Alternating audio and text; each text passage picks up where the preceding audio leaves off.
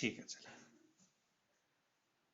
चलिए तो आज बात करेंगे बेटा अल्कोहल, फिनोल एंड ईथर की। क्या चीज है यहाँ पे? अल्कोहल, फिनोल और ईथर जो है ये आपका सीबीएसई में नाम तो यही है। अगर आरबीएसई बोर्ड में आप अगर जाते हो तो इसी का नाम क्या होता है? Organic compound containing carbon oxygen single bond. ठीक है, ये आपका आरबीएसई बोर्ड में मतलब ये चैप्टर का नाम है। नाम वही है, मतलब कार्बन और ऑक्सीजन में कौन सा बॉन्ड है? सिंगल बॉन्ड है। देखिए अल्कोहल जो है उसको आर ओ एच से डिनोट करते हैं। जैसे एग्जांपल है CH3OH है। इसमें कार्बन और ऑक्सीजन के बीच में कैसा बॉन्ड है? सिंगल बॉन्ड है। ठीक है, अगर बात करें फिनॉल की, फिनॉल में अगर देखोगे तो फिनॉल में आपके पास बेंजीन रिंग है और ये आपके पास OH है। तो यहाँ पे भी आप देखोगे तो कार्बन और ऑक्सीजन के बीच में कौन सा है? सिंगल बॉन्ड है। ठीक है, बात करें अगर ईथर की, तो ईथर में carbon oxygen carbon, standard representation इसका ROR है। मतलब इसमें भी आप देखोगे तो कार्बन और ऑक्सीजन में कैसा बॉन्ड है? सिंगल बॉन्ड है। ठीक है, तो अल्कोहल, फिनोल और ईथर में जो कार्बन और ऑक्सीजन का जो बॉन्ड होता है वो कैसा होता है बेटा? सिंगल बॉन्ड होता है उसमें। ठीक है, जो नेक्स्ट चैप्टर आपका आता है एल्डिहाइड, कीटोन और कार्बोक्सिलिक एसिड। कौन सा? एल्डिहाइड और कीटोन एंड कार्बोक्सिलिक एसिड। उसमें आप देखोगे कार्बन और ऑक्सीजन के बीच में आपका डबल बॉन्ड होता है। जैसे एल्डिहाइड है तो उसमें एक साइड R होता है और एक साइड H होता है बेटा। तो यहाँ पे आप देखोगे कार्बन और ऑक्सीजन के बीच में जो बॉन्ड है वो कैसा है आपका? यहाँ पे डबल बॉन्ड है। ठीक है, कीटोन में देखोगे तो दोनों साइड R होता है बेटा। ठीक है, तो इसमें भी आपके पास क्या है? यहाँ पे कार्बन डबल बॉन्ड O। ठीक है, कार्बोक्सिलिक एसिड की बात करें R डबल बॉन्ड OH। तो यहाँ पे आप देखोगे तो ऑक्सीजन और कार्बन के बीच में जो है वो डबल बॉन्ड पाया जा रहा है। इसी का नाम जो हो जाता है आरबीएसई बोर्ड में वो क्या हो जाएगा? Organic compound containing carbon double bond oxygen. आपका यहाँ पे कार्बन और सिंगल बॉन्ड ऑक्सीजन की जगह जो है वो आपका क्या हो जाएगा? कार्बन डबल बॉन्ड ऑक्सीजन हो जाएगा आपका। किस केस में हो जाएगा? एल्डिहाइड, कीटोन और कार्बोक्सिलिक एसिड में। ठीक है, तो यहाँ पे सिंपली एक बार हम बात करते हैं। देखिए अल्कोहल का सिंपली अगर हम बात करें रिप्रेजेंटेशन जो होता है वो R है और OH है। ठीक है, अगर फिनोल की बात करें तो फिनोल जो है वो आपका क्या होता है? ये आपका ये बेंजीन रिंग है। ठीक है, उसके ऊपर OH है, मतलब AROH, एराइल ग्रुप आपका। ठीक है, बात करें अगर ईथर की, तो ईथर में दोनों साइड क्या होता है? ROR होता है। ठीक है, यहाँ पे ये इस तरह से कुछ आपके पास है। ठीक है, यहाँ पे ये ऐसे भी हो सकता है C6H5O, C6H5O, मतलब AROAR। ठीक है, या फिर आपके पास एक साइड एल्काइल ग्रुप हो सकता है और एक साइड आपके पास AR हो सकता है। ठीक है, ये सारे आपके क्या है? ईथर है। ये आपके एलाइलिक ईथर है। ये आपके पास एरोमेटिक ईथर होता है। ये एलाइलिक एराइल एल्काइल ईथर है आपके पास। बात करें जैसे एल्डिहाइड, ठीक है, कीटोन और कार्बोक्सिलिक एसिड, तो इसमें आपके पास होता है एक मेन ग्रुप, उसको बोलते हैं कार्बोनाइल ग्रुप। ये सभी जो है ये कार्बोनाइल ग्रुप के क्या है? कंपाउंड होते हैं। जैसे ये आपके पास कार्बोनाइल ग्रुप है, इसमें एक साइड R और एक साइड H हो तो इसको बोलते हैं एल्डिहाइड। ठीक है, इसमें एक एक्सेप्शन भी होता है आपका। एल्डिहाइड के केस में अगर बात करें तो इसमें दोनों साइड अगर H हो बेटा,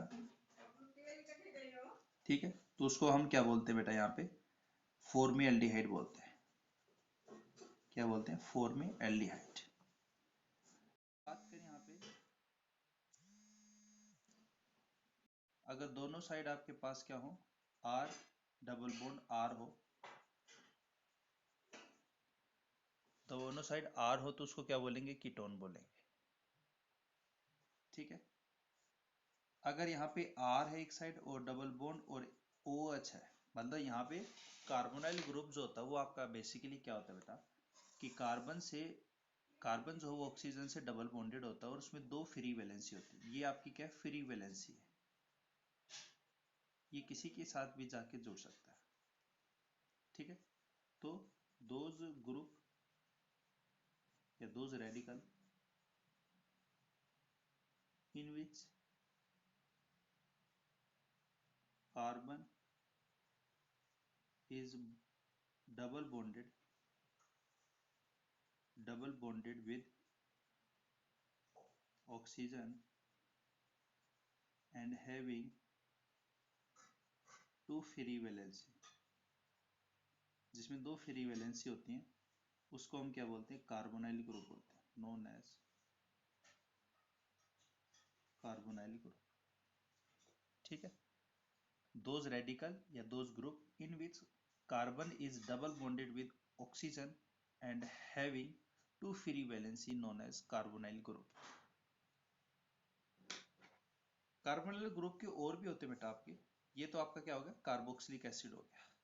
एक साइड R हो, डबल बॉन्ड हो और यहाँ पे अगर X कोई भी जुड़ जाए, ठीक है, कोई भी आपका, तो इसको बोलते हैं यहाँ पे क्या? Acyl acyl acid.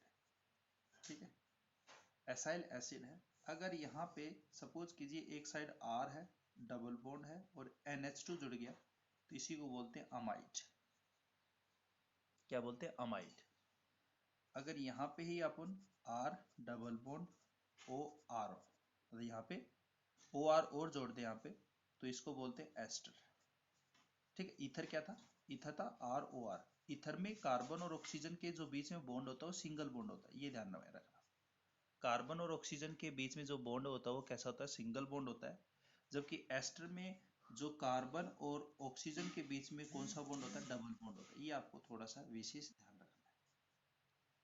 ठीक है, तो क्या एल्डिहाइड होता है, क्या आपका कीटोन होता है, क्या आपका एसाइल एसिड होता है, क्या आपका कार्बोक्सिलिक एसिड होता है, कौन सा आपका यहाँ पे एस्टर होता है, तो ये आपको थोड़ा सा विशेष ध्यान में रखना है कि किसको हम यहाँ पे एल्डिहाइड बोलते हैं, किसको ईथर बोलते हैं, किसको फिनोल बोलते हैं, किसको यहाँ पे अपन यहाँ पे कार्बोक्सिलिक एसिड बोलते हैं। तो यहाँ पे ये बेसिक सा थोड़ा सा आपका इंट्रोडक्टिव पार्ट था यहाँ पे। ठीक है, अब बात करते हैं यहाँ पे जो मेन अपना जो चैप्टर है, जो एल्कोहल, फिनोल एंड ईथर, ये अपना जो मेन चैप्टर है बेटा, इसके बारे में अपन बात करेंगे। ठीक है, तो बेसिकली अल्कोहल है क्या चीज? अल्कोहल है क्या चीज? देखिए, हाइड्रोकार्बन आपका कोई भी, सपोज कीजिए मैं एक एग्जांपल लेता हूँ CH4, इसका नाम क्या है? मीथेन। मीथेन क्या आपका हाइड्रोकार्बन है? हाइड्रोकार्बन में कौन सा बेटा? एल्केन है। ठीक है, एल्केन का फॉर्मूला क्या होता है? CnH2n+2। n is number of atom. n क्या होता है बेटा? Number of carbon atom. ठीक है, अगर n की वैल्यू 1 रख देंगे तो फॉर्मूला आपका यही बनेगा। देखिए, n1 और यहाँ पे कितना होगा आपका? आप पुट कर दे 1 और यहाँ पे कितना हो गया?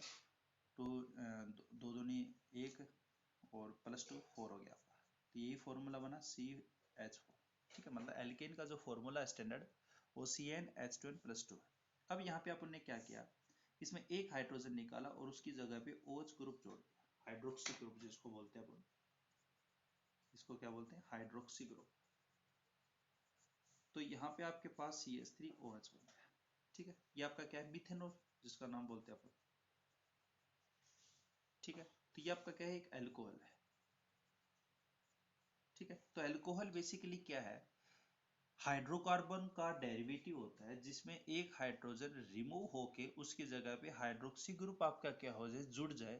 ऐसे डेरिवेटिव को हम क्या बोलते हैं, यहाँ पे अल्कोहल बोलते हैं। ठीक है, तो डेफिनेशन इसकी क्या हो जाएगी कि hydroxy derivative of hydrocarbon in which one or more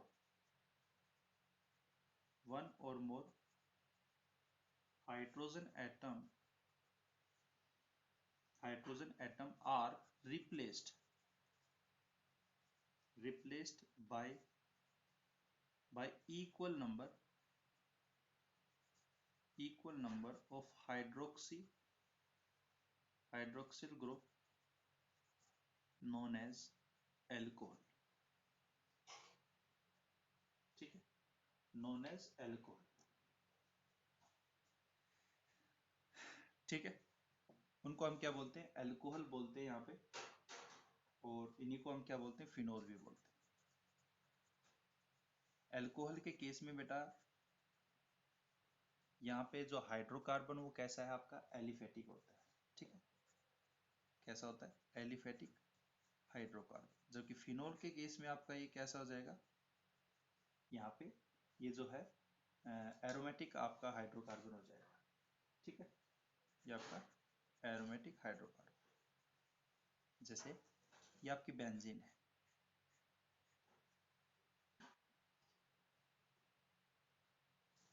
ठीक है, ये आपके पास बेंजीन है, ये हाइड्रोजन है, ये आपके पास एरोमेटिक है, बेंजीन बेटा। इसका एक हाइड्रोजन रिमूव किया और OH अपन ने जोड़ दिया, ये बेंजीन, इसके ऊपर OH जोड़ दिया। ठीक है, तो ये आपका क्या बन गया, यहाँ पे फिनोल बन गया। ठीक है, तो फिनोल में आपके पास जो होता है वो क्या होता है, यहाँ पे एरोमेटिक हाइड्रोकार्बन होता है। ये आपका जो बेंजीन है बेटा वो आपका एरोमेटिक हाइड्रोकार्बन है। ठीक है, जबकि यहाँ पे एलिफेटिक हाइड्रोकार्बन, जैसे अपन ने यहाँ पे लिया था CH4 में एक हाइड्रोजन निकाला, उसकी जगह पे OH जोड़ दिया, तो CH3OH जो बना, ये आपका क्या होता है, CH4 जो है ये आपका क्या होता है, एलिफेटिक हाइड्रोकार्बन होता है। ठीक है, आगे बढ़ते हैं इसमें। तो ये तो बात होगी सिंपली किसकी, आपकी अल्कोहल की बात होगी, यहाँ पे फिनोल की बात होगी।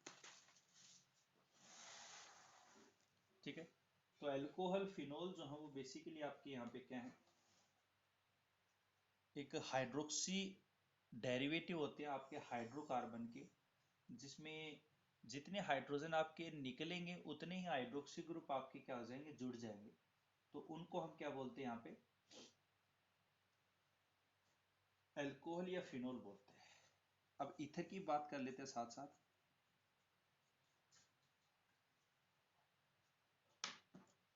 ठीक है, देखिए ईथर क्या चीज है, जैसे CH4 है। ठीक है, CH4 में यहाँ पे एक हाइड्रोजन निकाल दो और उसकी जगह पे कोई OR जोड़ दो। ठीक है, क्या जोड़ दो, इसको क्या बोलते हैं, एलऑक्सी। कोई भी एलऑक्सी ग्रुप अगर जोड़ दो और यहाँ पे क्या बनेगा, CH3 और OR, इसको क्या बोलते हैं, ईथर बोलते हैं। क्या बोलते हैं बेटा, ईथर बोलते हैं। एलऑक्सी भी हो सकता है यहाँ पे अगर AR जोड़ा है तो सपोज कीजिए यहाँ पे CH4 और इसकी जगह पे आपका कोई एरोमेटिक भी तो हो सकता है बेटा। ठीक है, तो यहाँ पे इसको क्या बोलेंगे, एराइल ऑक्सी। ठीक है, उसको क्या बोलेंगे, एलॉक्सी, और इसको बोलेंगे एराइल ऑक्सी। तो यहाँ पे आपके पास क्या बनेगा, CH3 और OAR। ठीक है, यहाँ पे ये ईथर है, ये भी आपका ईथर ही है। तो यहाँ पे ये एक तरीके से बेसिकली क्या हो रहे हैं बेटा, यहाँ पे हाइड्रोजन रिमूव हो रहे हैं, और राइट हाइड्रोजन रिमूव होके यहाँ पे कौन कौन से ग्रुप लग रहे हैं, एलॉक्सी ग्रुप लग रहा है या एराइल ऑक्सी ग्रुप लग रहा है। उसके बाद जो डेरिवेटिव आपके बन रहे हैं, ये जो डेरिवेटिव है, इन्हीं डेरिवेटिव को हम क्या बोलते हैं, ईथर बोलते हैं। ठीक है, तो यहाँ पे हम क्या लिख देंगे, सिंपल सा यहाँ पे ये लिख देंगे कि एल ऑक्सी और aryl oxy derivative of hydrocarbon in which hydrogen is replaced by L-oxy और aryl oxy group known as ether। उसको क्या बोलेंगे बेटा? ईथर बोलेंगे। तो ये तो सिंपल सी आपका क्या बात होगी बेटा, यहाँ पे ईथर की बात होगी कि ईथर बेसिकली है क्या चीज। अल्कोहल की बात होगी। तो यहाँ पे आपके पास जो है, सपोज कीजिए मैं तीनों को एक ही चीज में जोड़ता हूँ, जैसे CH4 है, CH4 में हाइड्रोजन निकाला, उसकी जगह पे OH जोड़ दिया, तो CH3OH। तो यहाँ पे आपके पास क्या है, यहाँ पे ये बन गया एल्कोहल, ठीक है। और यहाँ पे अगर हम सपोज कीजिए हाइड्रोजन निकाल दें और इसकी जगह पे OR जोड़ दें, तो CH3 और OR, इसको क्या बोलेंगे? ईथर बोलेंगे। और अगर बेंजीन रिंग है, क्योंकि अल्कोहल आपका एलिफेटिक हाइड्रोकार्बन नहीं होगा उसमें, इसमें आपका पास क्या होगा? एरोमेटिक होगा। तो यहाँ पे एक हाइड्रोजन निकाल के और OR जोड़ दे, तो यहाँ पे आपके पास क्या बन जाएगा? सॉरी, OH जोड़ दे, ठीक। तो यहाँ पे आपके पास क्या बन जाएगा? फिनोल बन जाएगा, ठीक है। तो ये आपका सिंपली यहाँ पे बात थी किसकी, कि कौन कौन सा ग्रुप आपका रिप्लेस होके, हाइड्रोजन रिप्लेस होके अगर हाइड्रोक्सी ग्रुप को जोड़ता है तो आपका एल्कोहल और फिनोल बनता है बेटा। और एलॉक्सी या एराइल ऑक्सी ग्रुप अगर जुड़ता है हाइड्रोजन रिप्लेस हो गए, तो वो आपका क्या बनाता है? ईथर बनाता है। ये तो मोटी मोटी बात होगी आपके यहाँ पे, एल्कोहल क्या होता है आपका, फिनोल क्या होता है और ईथर क्या चीज। अब अगर अपन बात करें यहाँ पे सिंपली क्लासिफिकेशन के बारे में, ठीक है। ठीक, जो मेन का क्लासिफिकेशन उसी के बारे में अपन बात करेंगे यहाँ पे। सबसे पहले यहाँ पे बात करें अगर डिग्री के आधार पर, ठीक है, डिपेंडिंग अपॉन डिग्री। डिग्री के आधार पर अगर देखें तो आपका जो एल्कोहल होता है वो कितने टाइप का होता है यहाँ पे, जैसे CH3OH है, ठीक है, इसको स्टैंडर्ड रिप्रेजेंटेशन ऐसे कर सकते हैं। दूसरा आपके पास है CH यहाँ पे CH3, और ये आपके पास इसको CH3 ये ऐसे करते हैं, सॉरी एक बार रुको, ऐसे लो, CH3OH है, फिर एक हाइड्रोजन निकाला तो CH2R लगा दिया, OH हो गया। फिर एक और निकाला तो R CHOH हो गया, R R R OH। इस तरह से मानो, जिसमें R जो OH ग्रुप है बेटा, जिस कार्बन से जुड़ा है और उस कार्बन से 3 आपके कोई भी अल्काइल ग्रुप जुड़े हुए हैं, तो इसका मतलब यहाँ पे डिग्री कितनी होगी? 3 डिग्री अल्कोहल हो गया। क्या हो गया? 3 डिग्री अल्कोहल।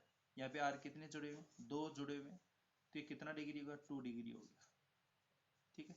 अगर एक ही R जुड़ा है तो ये आपका कितना हो गया? 1 डिग्री हो गया। कितना हो गया? 1 डिग्री। और इसको हम क्या बोलते हैं? Simply methyl alcohol.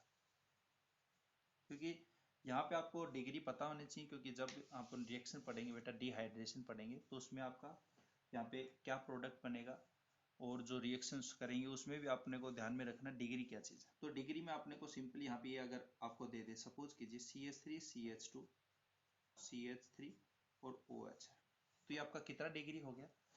तो जिस कार्बन से यहाँ पे जुड़ा हुआ OH, उससे कितने R जुड़े? ये R ही है बेटा आपका, कितने भी लंबी चेन हो सकती है। तो यहाँ पे ये जो OH है वो 2 R से जुड़ा हो, तो इसका मतलब यहाँ पे ये जो कार्बन है वो कितना डिग्री है? सेकेंडरी कार्बन है, मतलब 2 डिग्री का मतलब यहाँ पे आपका सेकेंडरी है। 1 डिग्री का मतलब प्राइमरी अल्कोहल है, ठीक है। इसको लिख देते हैं अपन, 1 डिग्री का मतलब प्राइमरी अल्कोहल है, ठीक है। 2 डिग्री का मतलब सेकेंडरी, और 3 डिग्री का मतलब बेटा टर्सरी अल्कोहल है, ठीक है। तो डिपेंडिंग अपॉन डिग्री आपके यहाँ पे जो अल्कोहल है वो 3 टाइप के होते हैं, प्राइमरी अल्कोहल, सेकेंडरी अल्कोहल और टर्सरी अल्कोहल। प्राइमरी अल्कोहल कौन से होते हैं? जिसमें एक एराइल मतलब एक एल्काइल ग्रुप आपका जुड़ा हो। सेकेंडरी का मतलब यहाँ पे 2 एल्काइल ग्रुप जुड़े हों आपके। टर्सरी में 3 एल्काइल ग्रुप आपके जुड़े हों। तो ये डिपेंडिंग अपॉन डिग्री हो गया आपका प्राइमरी अल्कोहल, सेकेंडरी अल्कोहल और टर्सरी अल्कोहल। ठीक है। और इसमें मेन जो है क्लासिफिकेशन आपके पास, आपको रेडिकल थोड़ा ध्यान में रखने। देखिए ये कौन सा रेडिकल था, ये आपका फिनाइल रेडिकल है। ठीक है, इसके ऊपर OH जोड़ते ही ये फिनोल हो गया। ठीक है, और अगर ये कुछ ऐसा बन जाए तो CH2OH है। ये रेडिकल कौन सा था आपका? बेंजाइलिक। ये कौन सा था? बेंजाइलिक। तो इसको क्या बोलेंगे? Benzylic alcohol. ये रेडिकल है। कुछ आपको यहाँ पे विशेष ध्यान रखने, कन्वर्जन में ये काफी बार पूछेगा, क्योंकि कन्वर्जन जब भी आप करते हो तो उसमें आपको कॉमन नेम देता हो, जान करके देता हो कॉमन नेम, क्योंकि उसे पता है कि बच्चा जो है वो पिछले साल के पेपर देखेगा, तो पिछले साल के पेपर में आपको कोई भी जो क्वेश्चन है वो नेमिंग का अगर जो भी दे रखा है उसमें सारे के सारे क्वेश्चन IPC से पूछ रखे हैं, पर कन्वर्जन में वो जान करके वो आपको कॉमन नेम देता है, ताकि उसको पता होना चाहिए कि रेडिकल की समझ है या नहीं है, कि ये रेडिकल का नाम क्या है, नियो पेंटाइल कौन सा है, टर्सरी पेंटाइल कौन सा है, आइसो पेंटाइल कौन सा है। तो उसमें आपको थोड़ा सा विशेष ध्यान होना चाहिए। ठीक है, तो डिग्री के आधार पर आपका जो अल्कोहल है वो 1 डिग्री, 2 डिग्री और 3 डिग्री आपका। ठीक है,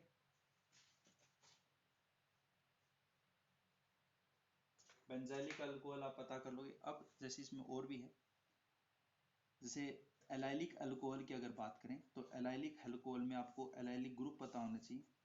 एलाइलिक में कौन सा था? C डबल बॉन्ड C, और ये आपका एलाइलिक ग्रुप है। एलाइलिक या एलाइल, इसको शॉर्ट फॉर्म में एलाइल भी बोलते हैं। अगर यहाँ पे OH जोड़ देंगे तो इसका नाम क्या आ जाएगा बेटा? एलाइलिक अल्कोहल हो जाएगा। यस या नो? अगर यहाँ पे सपोज कीजिए ऐसा हो कि डबल बॉन्ड सीधा ही जुड़ा हो तो विनाइलिक नाम हो जाएगा। जैसे मैं आपको बताता हूँ, कार्बन डबल बॉन्ड कार्बन, इस ग्रुप को बोलते हैं, इस रेडिकल को बोलते हैं विनाइलिक, तो शॉर्ट फॉर्म में विनाइल बोलते हैं बेटा। ठीक है, अगर यहाँ पे अल्कोहल जुड़ा हो तो इसको क्या बोलेंगे? Vinylic alcohol. ठीक है,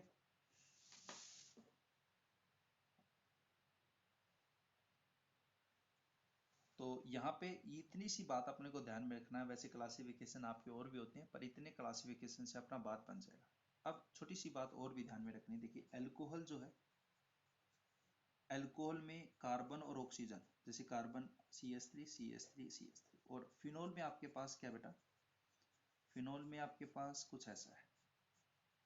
ठीक है, ये OH है। तो यहाँ पे आप देखिए, क्योंकि केमिकल रिएक्शन में देखेंगे तो उस टाइम आपको पता होना चाहिए। देखिए ये जो OH है अल्कोहल में, ये कार्बन कितना है? सिग्मा सिग्मा सिग्मा और सिग्मा, तो कितनी हाइब्रिडाइजेशन है? sp3। जबकि यहाँ पे कितने हैं सिग्मा बॉन्ड? 1 2 और 3। पाई बॉन्ड काउंट नहीं करते हाइब्रिडाइजेशन में। हाइब्रिडाइजेशन में केवल सिग्मा बॉन्ड काउंट करते हैं, और या इलेक्ट्रॉन पेयर मतलब लोन पेयर को काउंट करते हैं। ठीक है, यही काउंट करते हैं, केवल पाई बॉन्ड काउंट नहीं करते। तो इस कार्बन की हाइब्रिडाइजेशन कितनी है? sp2। परसेंटेज अगर निकालें तो यहाँ पे परसेंटेज कितनी है? यहाँ पे 1/4 इंटू में 100, तो मतलब 25% है। sp3 में परसेंटेज एस करेक्टर कितना है बेटा? 25%। जबकि इसमें कितना हो गया? 1/3 इंटू में 100, मतलब 33% आपके पास है। तो इसका मतलब जो बॉन्ड फिनोल का है OH वाला, ये जो बॉन्ड है आपका कार्बन और ऑक्सीजन जो बॉन्ड है वो कैसा? स्ट्रोंगर है। ठीक है, तो फिनोल जो होते हैं वो लेस आपके यहाँ पे बात करेंगे कि लेस जो है केमिकली रिएक्टिव होते हैं।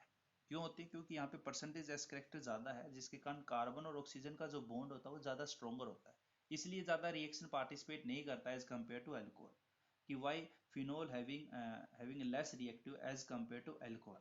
क्योंकि यहाँ पे हम बात करते हैं कि फिनोल जो होता है उसमें परसेंटेज एस करेक्टर ज़्यादा होने के कारण यहाँ पे कार्बन और ऑक्सीजन का जो बॉन्ड होता है वो ज़्यादा स्ट्रोंगर होता है, जबकि यहाँ पे कार्बन और ऑक्सीजन का जो बॉन्ड है वो वीक होता है। वीक किसके रिस्पेक्ट में बात करें? फिनोल के रिस्पेक्ट में। ठीक है, इसमें यहाँ पे परसेंटेज एस करेक्टर कितना 25% है, जबकि यहाँ पे परसेंटेज एस करेक्टर कितना बेटा 33% है। जितना ज़्यादा परसेंटेज एस करेक्टर बढ़ता जाता है तो बॉन्ड स्ट्रेंथ बढ़ती जाती है, बॉन्ड स्ट्रेंथ आपकी मजबूत होती है। इसके साथ साथ एसिडिक भी नेचर बढ़ता जाता है। तो फिनोल जो होता है वो मोर एसिडिक होता है एज कम्पेयर टू फिनोल, क्योंकि फिनोक्साइड आयन यहाँ पे बनेगा। ठीक है, एसिडिटी की अगर बात करते हैं तो यहाँ पे CH3 और O नेगेटिव बनेगा, और यहाँ पे क्या बनेगा देखो, फिनोल में अगर हाइड्रोजन निकाल दें तो इसको बोलते हैं फिनोक्साइड आयन। ठीक है, सारी बात करेंगे, अभी मैं सिर्फ एक बात कर रहा हूँ यहाँ पे इंट्रोडक्टिव पार्ट की। तो फिनोक्साइड आयन में क्या होता है, यहाँ पे कॉन्जुगेशन होता है, क्योंकि O के ऊपर नेगेटिव चार्ज है तो ये कौन सा इफेक्ट शो करता है? प्लस आर इफेक्ट शो करेगा। प्लस आर इफेक्ट शो करने के कारण ये जो नेगेटिव चार्ज है वो क्या करेगा? कॉन्जुगेशन करेगा, मतलब यहाँ पे रेजोनेंस पार्टिसिपेट करेगा, यहाँ पे रेजोनेंस होगा और रेजोनेंस होगा, जबकि यहाँ पे क्या कर रहा है? CH3 कौन सा इफेक्ट शो करता है? प्लस आई। भाई पहले से ऑक्सीजन के ऊपर नेगेटिव चार्ज है और यहाँ पे इसको और नेगेटिव चार्ज दिया जा रहा है, तो इसकी स्टेबिलिटी क्या होगी? लेस होगी। इसकी जो स्टेबिलिटी है वो क्या है? लेस है, जबकि ये क्या है? मोर स्टेबल है। मोर स्टेबल क्यों है? क्योंकि due to presence of resonance, presence of plus R effect कह सकते हो, या रेजोनेंस इफेक्ट। रेजोनेंस इफेक्ट यहाँ पे लग रहा है, उसके कारण यहाँ पे क्या हो रहा है बेटा? ये मोर स्टेबल है फिनोक्साइड आयन, क्योंकि एसिडिटी के केस में मैंने बताया था कोई भी चीज अगर एसिड तभी जो है वो दो कारण होते हैं उसमें। एक तो यहाँ पे H प्लस कितने दे रहा है, हाउ हाउ मेनी, एक तो ये कारण है। दूसरा कारण ये है कि H प्लस दे तो रहा है पर उसने जो पीछे एनाइन छोड़ा है, जैसे H है, H H H H X है सपोज कीजिए, हाइड्रोजन लॉस करेगा ऑब्वियसली। एसिड क्या होते हैं आपके? जो H प्लस को लॉस करते हैं, और बेस क्या होते हैं? जो H प्लस को गेन करते हैं। ब्रोंस्टेड लोरी कॉन्सेप्ट यही कहता है आपका। तो H X नेगेटिव बन गया, तो ये आपका क्या बना है? एनाइन बना है। और ब्रोंस्टेड लोरी कॉन्सेप्ट में बताया था ये अगर एसिड है तो यहाँ पे ये क्या बनेगा? एसिड का कॉन्जुगेट बेस बनेगा। ठीक है, तो यहाँ पे कितना आपका मोर स्टेबल है, कितना ज्यादा मोर स्टेबल है कॉन्जुगेट बेस, वो क्या करता है? उसकी एसिडिटी को निर्धारित करता है। आप खुद सोचिए बेटा, जो H प्लस देगा तो वो पीछे वाला जो उसका प्रोडक्ट है, मतलब जो बचा हुआ है रेजिडुअल है, जो एनाइन बचा हुआ, वो भी तो आपका क्या होना चाहिए? स्टेबल होना चाहिए। भाई कोई भी ऐसा चीज है, कोई भी कारण है, कोई भी यहाँ पे एसिडिटी शो कर रहा है तो चलो ठीक है, इसने H प्लस को लॉस कर दिया, पर पीछे जो बचा हुआ एनाइन है उसकी स्टेबिलिटी भी तो क्या होनी चाहिए? ज्यादा होनी चाहिए।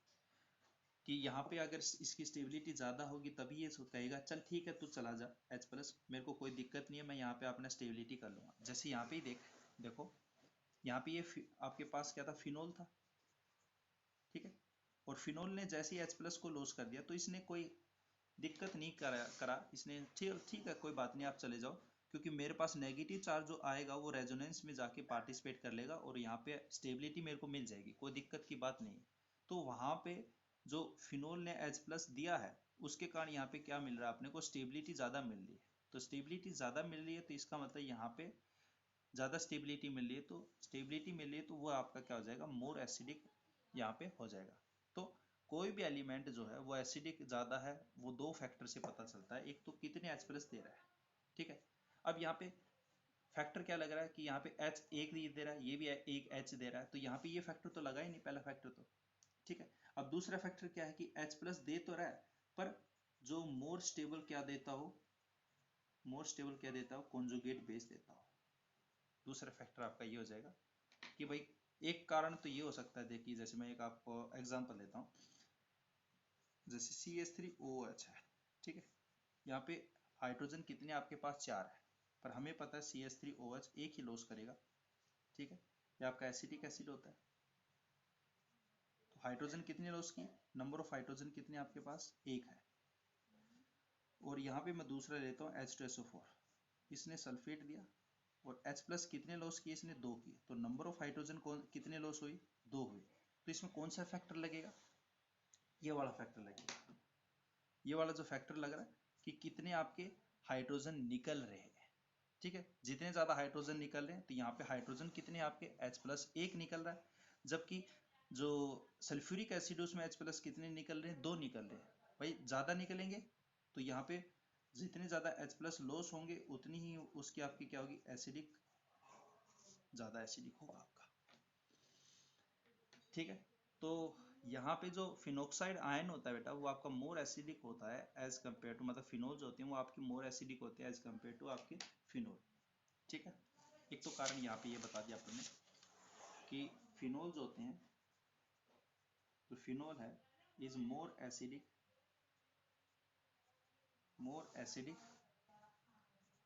एज कंपेयर टू एल्कोहल, ठीक है, ये बता दिया। Due to more stable stable for more stable of conjugate base, that is phenoxide ion. दूसरी बात,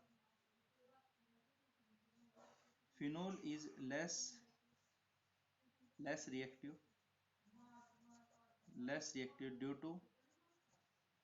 due to more stable of carbon oxygen bond, more stable of carbon oxygen bond because percentage as character is 33%,